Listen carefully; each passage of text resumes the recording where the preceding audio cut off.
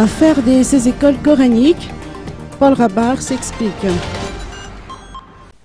Le ministre de l'Éducation nationale, Paul Rabar, a suggéré la mise en place d'une direction nationale des écoles musulmanes, laquelle regroupera les écoles confessionnelles musulmanes de Madagascar, en marge d'une visite effectuée ce lundi à l'école La Sagesse d'Antaniave en Casamance.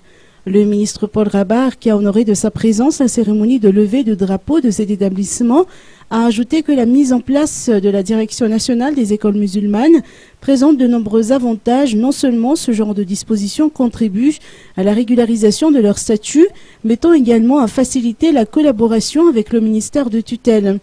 Le MEN a effectivement soulevé l'importance de l'éducation dans le devenir de l'enfant, laquelle relève de la responsabilité de tout un chacun. Paul Rabar a toutefois maintenu que l'enseignement général et la religion ne vont pas de pair. Le MEN a profité de cette occasion pour lever toute ambiguïté par rapport à ses déclarations concernant les 16 écoles coraniques menacées de fermeture.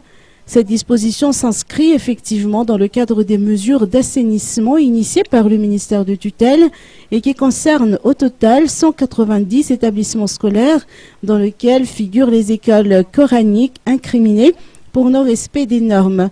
Ali Zahir, directeur général du centre Rasoulul Akram, où s'implante l'école La Sagesse, et Roger Ratsimangis Andjiamiante, directeur pédagogique de l'établissement, n'ont pas manqué d'approuver la proposition du ministre.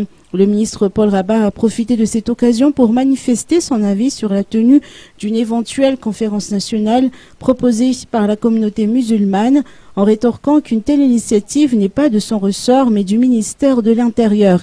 Concernant sa déclaration qui a suscité la controverse, Paul Rabar a révélé qu'il s'est déjà entretenu avec de nombreux responsables d'écoles coraniques.